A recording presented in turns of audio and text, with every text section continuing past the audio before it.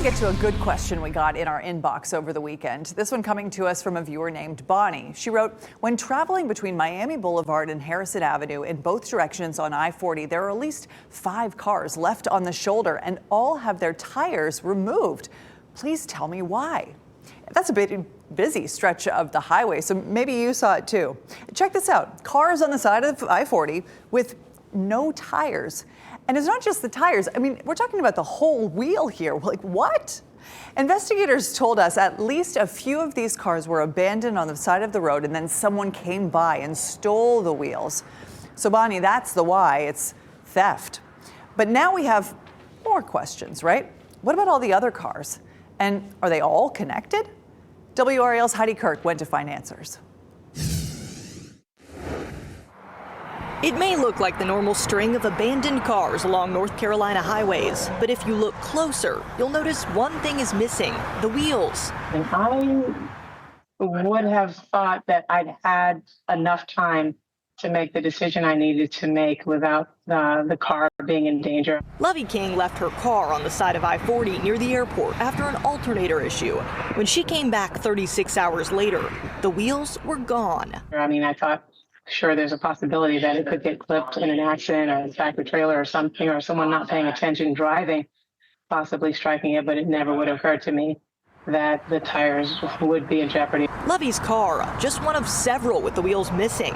Law enforcement officials around our area are investigating multiple instances of them being stolen. So why might someone steal a wheel off a car? Well, it might seem obvious to sell it, but how much do one of these actually cost? Well, we called around and checked on Facebook Marketplace, finding that a whole set can be several $100s. People are having hard times right now, but to pour salt in the wound is kind of tough. You know, I'm already, having a difficult time. Obviously, my car was there for more than 24 hours, so I'm not in the position to provide someone else with new tires. The Wake County Sheriff's Office is urging people to avoid leaving their car for an extended period of time out on the road. And we thank Heidi Kirk for that report. But I got to say, I still have more questions.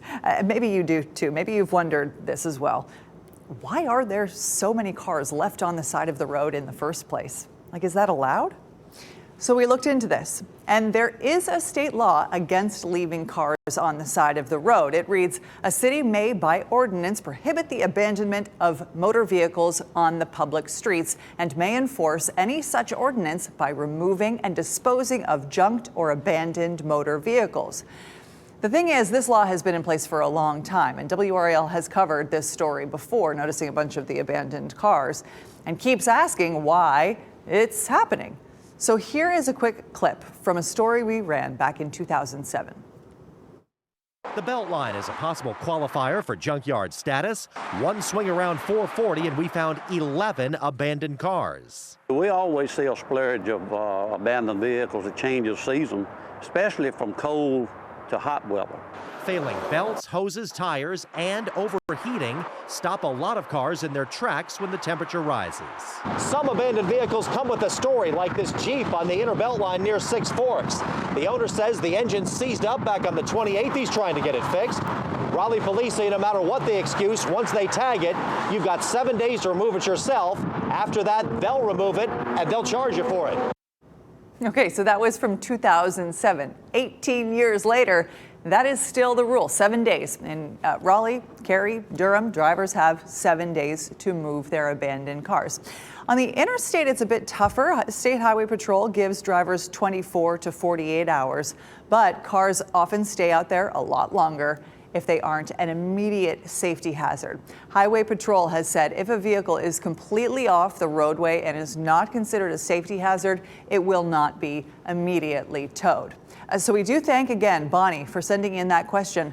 We want you to send us your questions and your feedback, whether it's about this story or anything you want to see on the news. We read your emails. Please send one to us, 7 p.m. at WRAL.com.